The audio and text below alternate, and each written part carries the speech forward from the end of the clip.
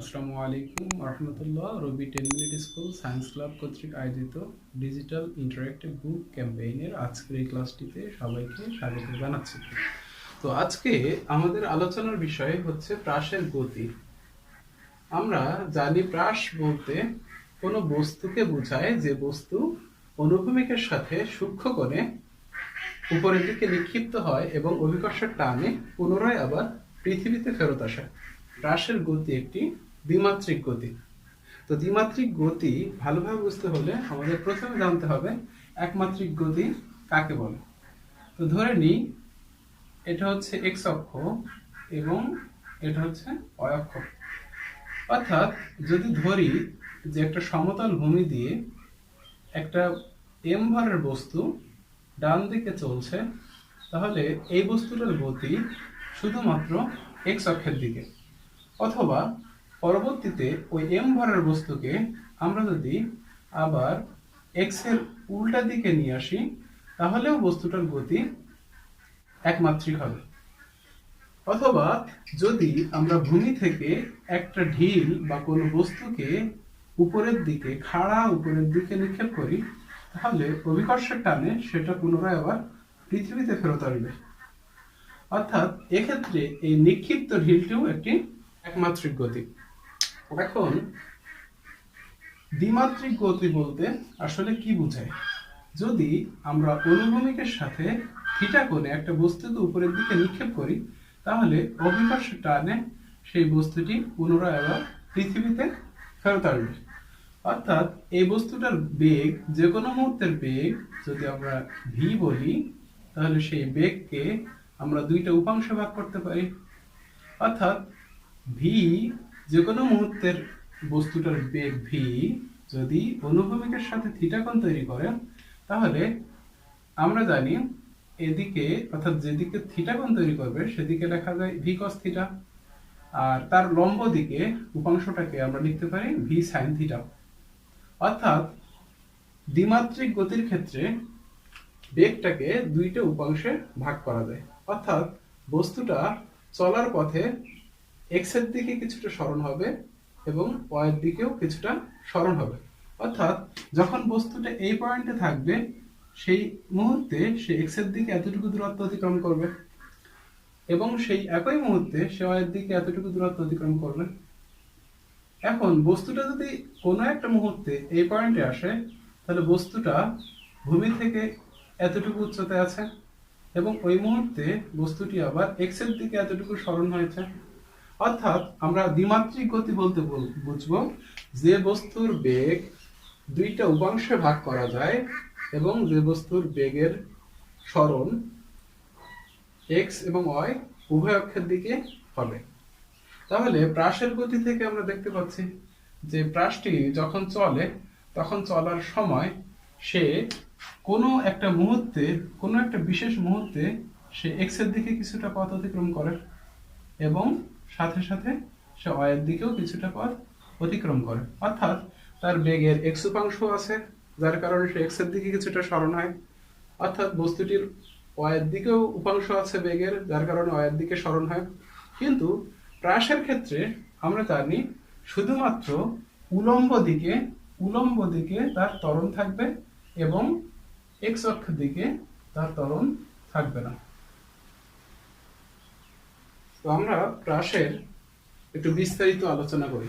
যদি কোনো একটা বিশেষ মুহূর্তে ও বিন্দু হতে একটা বস্তুকে আমরা উপরের দিকে থিটা কোণে নিক্ষেপ করি, উপরের দিকে থিটা কোণে এবং ভি নট বেগে নিক্ষেপ করি, যেহেতু নিক্ষিপ্ত কোণ আদি কোণ, সুতরাং আমরা এটাকে থিটা নট দিয়ে চিহ্নিত করব।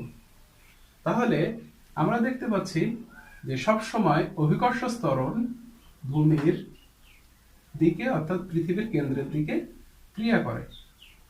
এই বস্তুটি যত উপরের দিকে উঠতে থাকবে, অভিকর্ষ ত্বরণ তার উপরে ক্রিয়া করার কারণে বস্তুটি পুনরায় আবার ভূমিতে ফেরত আসবে। তাহলে ভি নট যেহেতু একটি ভেক্টর রাশি, সুতরাং আমরা তাকে দুইটা উপাংশে ভাগ করতে পারি। অর্থাৎ এই ভি নট ভেক্টরকে আমরা এক্স এর দিকে লিখতে পারি ভি নট এক্স এবং ভি নট ভেক্টরকে ওয়াই এর দিকে উপাংশ লিখতে পারি ভি নট ওয়াই। কিন্তু আমরা এটাও জানি যে ভেক্টর যে বাহুর সাথে থিটা নট কোণ বা থিটা কোণ তৈরি করবে সেদিকে ভেক্টরের যে উপাংশ সেটা হবে V naught cos theta not, এবং তার লম্ব দিকে বেগের উপাংশ হবে V naught sine theta naught. অর্থাৎ কোন প্রাস যখন ভূমি থেকে নিক্ষিপ্ত হবে তার আদি বেগের দুইটা উপাংশ থাকবে। তো V naught cos theta not এই বেগের কারণে সে এক্স এর দিকে আগাতে থাকবে এবং ভি নট ওয়াই অংশের কারণে সে উপরের দিকে উঠতে থাকবে। প্রাসের ক্ষেত্রে বেগের এক্স উপাংশ 0, অর্থাৎ এক্স এর দিকে কোনো ত্বরণ থাকে না। কিন্তু প্রাসের ক্ষেত্রে ওয়াই এর দিকে ত্বরণের মান নেগেটিভ জি, কারণ বস্তুটি উপরের দিকে উঠছে। তো আমরা যদি কেন্দ্র থেকে উপরের দিকে পজিটিভ বলি তাহলে জি ক্রিয়া করে তার বিপরীতে, অর্থাৎ এনার্জি। কোনো একটা মুহূর্তে টি সময়ে বস্তুটা যখন বি বিন্দুতে এসে পৌঁছাবে তখন সে এক্স এর দিকে কিছুটা সরণ ঘটাবে, যেটাকে আমরা এক্স দ্বারা চিহ্নিত করলাম, এবং ওই মুহূর্তে সে ওয়াই এর দিকে কিছুটা সরণ ঘটাবে, সেটাকে চিহ্নিত করলাম ওয়াই দিয়ে। অর্থাৎ সরণেরও দুইটা উপাংশ আছে, একটা হচ্ছে এক্স উপাংশ আর একটা হচ্ছে ওয়াই উপাংশ। টি সময়ে যদি বস্তুটার বেগ ধরে নিচ্ছি ভি হয় তাহলে ওই মুহূর্তে সে এক্স অক্ষের সাথে অথবা অনুভূমিকের সাথে থিটা কোণ তৈরি করবে। সুতরাং এই বেগ ভি এরও দুইটি উপাংশ থাকবে, এক্স এর দিকের উপাংশটাকে ভি এক্স বলবো আর ওয়াই এর দিকের উপাংশটাকে আমরা বলবো ভি ওয়াই। বেগের উপাংশ ভি এক্স এবং ভি হওয়ার কারণে আমরা লিখতে পারি শেষ বেগ ভি সমান V X X square plus V Y square এবং সামগ্রিকভাবে রুট। শেষ বেগের সমীকরণ জানি ভি সমান ভি নট প্লাস এটি।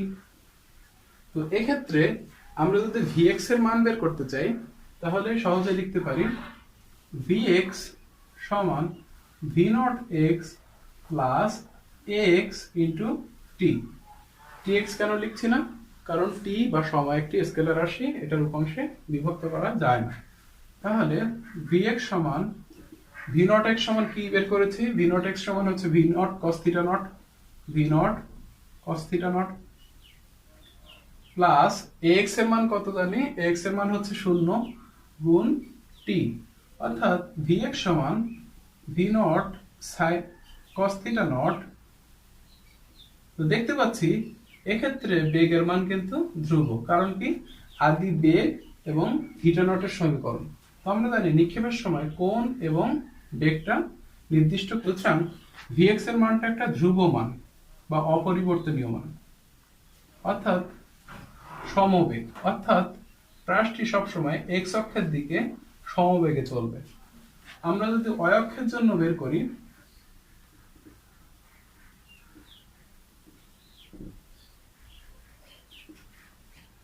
তাহলে কি লিখতে পারি?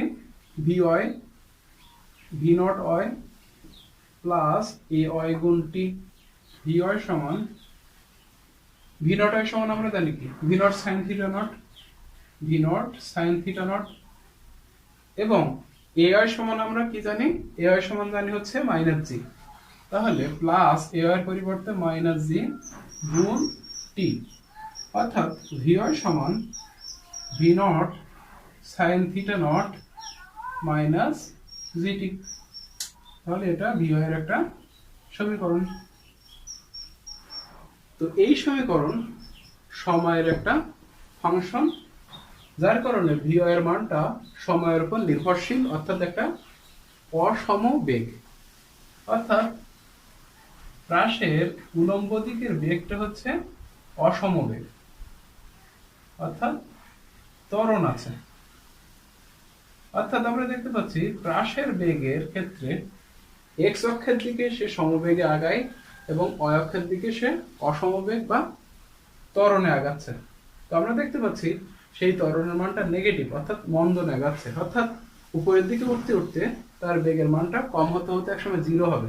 তো আমরা জানি ভি ওয়াই এর কারণে সে উপরের দিকে উঠতে থাকে এবং ভি এক্স এর কারণে সে এক্স অক্ষের দিকে আগাতে থাকে।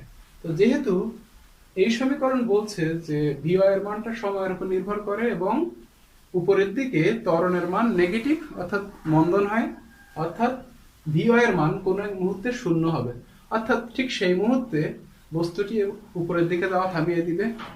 তো যেহেতু বস্তুটার উপরে জি এর একটা আকর্ষণ বা জি এর একটা প্রভাব আছে, সুতরাং সে আবার আস্তে নিচের দিকে নামার চেষ্টা করবে। তাহলে আমরা দেখতে পাচ্ছি ভেক্টর এক্স অক্ষের সাথে থিটা কোণ তৈরি করে। তো যে অক্ষের সাথে কোণ তৈরি করে সেটা হয় হচ্ছে ভূমি, আর ভূমির সাথে লম্বভাবে যে বাহুটা থাকে সেটা হচ্ছে লম্ব। ট্যান থিটা সমান লম্ব বাই ভূমি। তো এক্ষেত্রে লম্বের মান কত? লম্বের মান হচ্ছে ভি ওয়াই এবং ভূমি এর মান কত? V X. তাহলে আমরা সহজে লিখতে পারি ট্যান থিটা সমান V Y by V X সমান V not sine theta not minus GT by V X সমান V not cos theta naught. তাহলে এই থিটা কিন্তু যে কোনো মুহূর্তে বেগ অনুভূমিকের সাথে কত কোণ তৈরি করে, আর থিটা নট নিক্ষেপের মুহূর্তে কত কোণ তৈরি করে। এবং টি সময় পর বেগের যে রাশিমালা, টি সময় পর বেগ ভি সমান, তো আমরা দেখতে পাচ্ছি যে বেগটার দুইটি উপাংশ আছে। তো উপাংশ নিয়ম থেকে আমরা জানি ভি সমান V X square plus V Y square root over. তাহলে ভি এক্স সমান আমরা জানি V not cos theta not এর হোল স্কোয়ার, ভি ওয়াই সমান V not sine theta not minus GT whole square. তবে কোন ক্ষেত্রে যদি এরকম হয় যে সময়ের মান দেয়া নেই, সময়ের মান না দেয়া থাকলে কিন্তু ভি ওয়াই এর মানটা বের করা যাবে না, অর্থাৎ ওই মুহূর্তের বেগ বের করা যাবে না। কোন ক্ষেত্রে যদি এরকম হয় যে কোনটার মান দেয়া আছে এবং বলছে যে বেগটা কত, তাহলে আমরা কিন্তু লিখতে পারি যে ভি সমান ভি এক্স এর পরিবর্তে কি জানি V not cos theta not, আর ভি ওয়াই এর ক্ষেত্রে যেহেতু সময় ভিত্তিক মানটা আমরা ব্যবহার করতে পারবো না কারণ সময় দেয়া নেই, তো সেক্ষেত্রে আমরা কিন্তু লিখতে পারি ভি ওয়াই সমান V X tan theta, V X tan theta. তো ভি এক্স মানে কত? V not cos theta naught tan theta.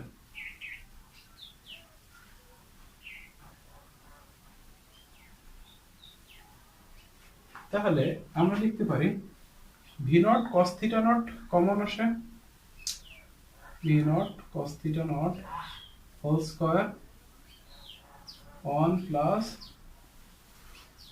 Tan square theta root over. এটা যদি বাইরে নিয়ে আসি তাহলে V not cos theta naught root over 1 plus tan square theta. তো আমরা ত্রিকোণমিতির সূত্র থেকে কিন্তু জানি যে 1 প্লাস ট্যান থিটা স্কয়ার সমান sec স্কয়ার থিটা, অর্থাৎ V naught cos theta not গুণ sec থিটা। খেয়াল রাখতে হবে থিটা নট হচ্ছে নিক্ষেপের মুহূর্তে কোণ অর্থাৎ আদি কোণ, আর থিটা হচ্ছে ওই মুহূর্তে বেগ এক্স অক্ষের সাথে কত কোণ তৈরি করে আছে, অর্থাৎ ভি সমান V naught cos theta naught sec theta সমান লিখতে পারি 1 বাই cos থিটা, অর্থাৎ ভি সমান V naught cos theta not by cos theta.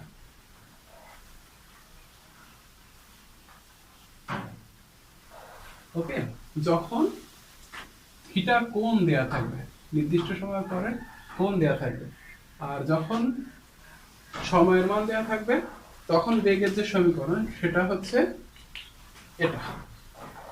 অর্থাৎ সময় দেওয়া থাকলে আমরা এই সমীকরণ থেকে বেগের মান বের করব, আর যদি নির্দিষ্ট কোণ দেওয়া থাকে তাহলে আমরা এই সমীকরণ থেকে শেষ বেগের মান বের করব।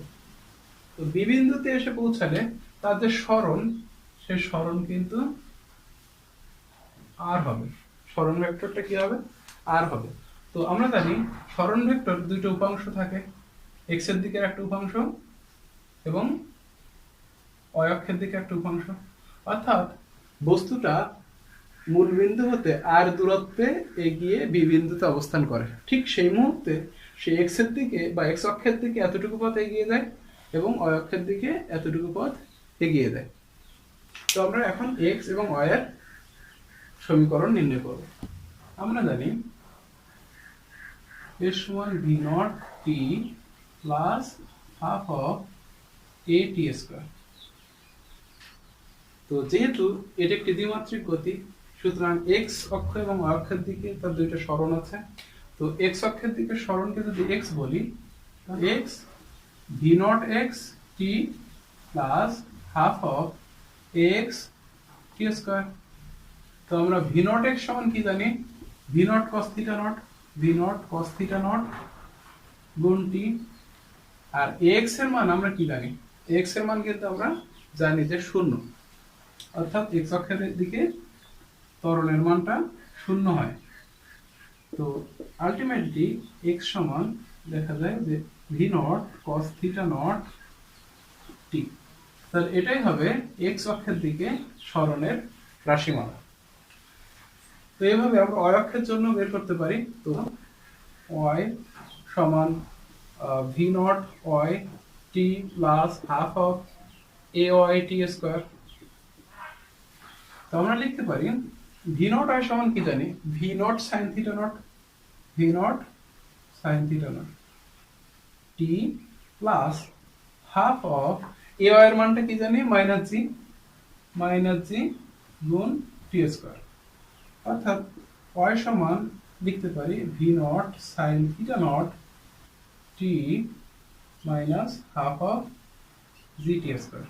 এটাই হচ্ছে y অক্ষের দিকে সরণের রাশিমালা।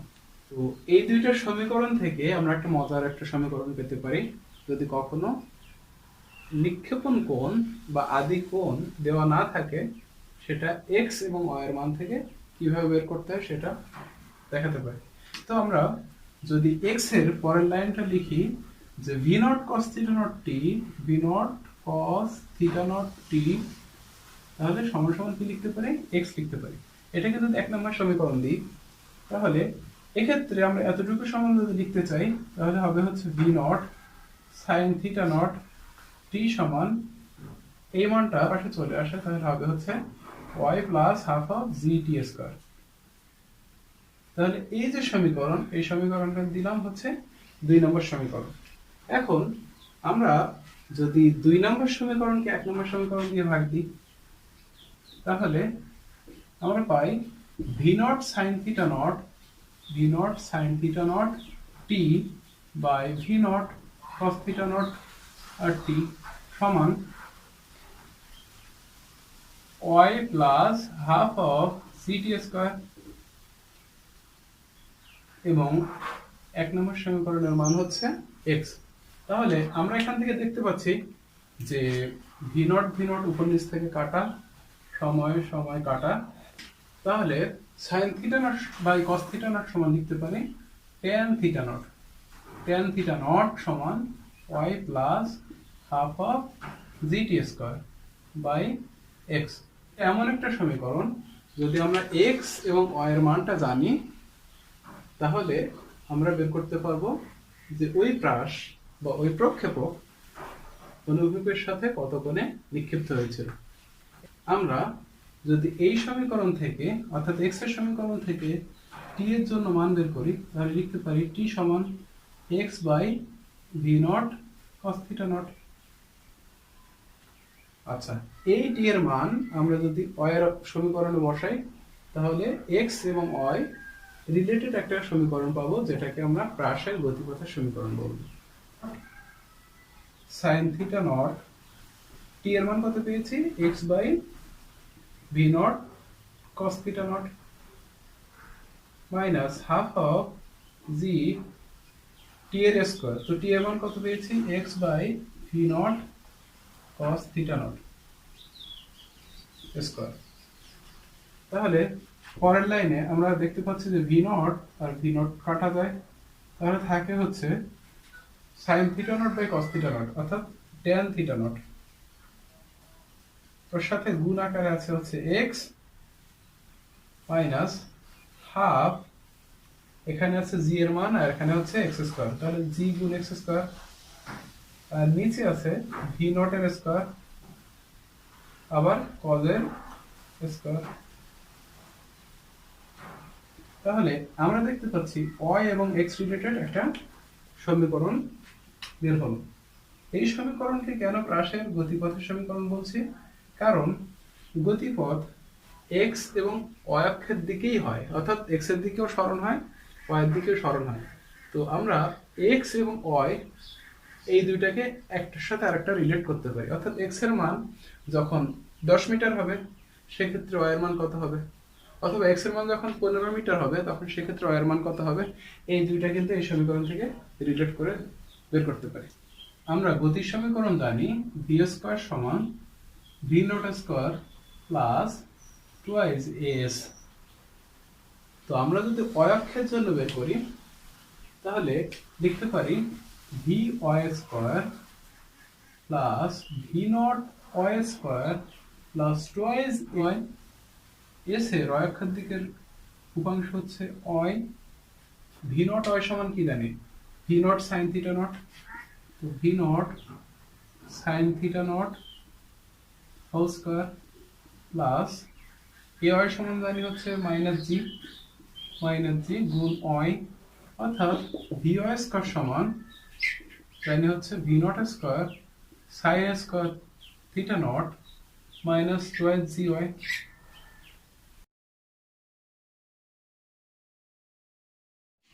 x এর দিকে আদি বেগের উপাংশ কি লিখতে পারি, v নট x সমান v not cos theta not. y এর দিকে আদি বেগের উপাংশ কি লিখতে পারি, v নট y সমান v not sin theta naught. তাহলে এটা ছিল শুধুমাত্র আদি বেগের উপাংশ সমূহ। শেষ বেগের উপাংশ কি ছিল, vx সমান v not cos theta not, vy সমান v not sin theta not minus gt, অথবা আমরা লিখতে পারি যে vx tan থিটা, অর্থাৎ শেষ বেগের উপাংশ এটা। এরপর আমরা পেয়েছিলাম বেগ সমান vx square plus vy square. সময়ের মান দেয়া থাকলে v সমান v not cos theta not whole square, v not sin theta not minus gt এর হোল স্কয়ার। আর যখন কোণ দেয়া থাকবে, কোণের মান t সময় পর কোণের মান, সেক্ষেত্রে বেগের যে সমীকরণ সেটা কি ছিল, v নট গুণ cos theta not by cos theta.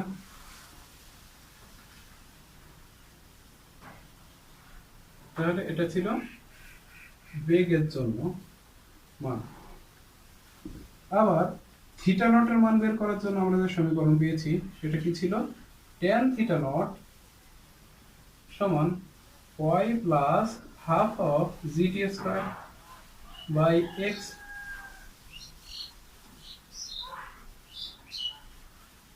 এছাড়া আরো পেয়েছি যে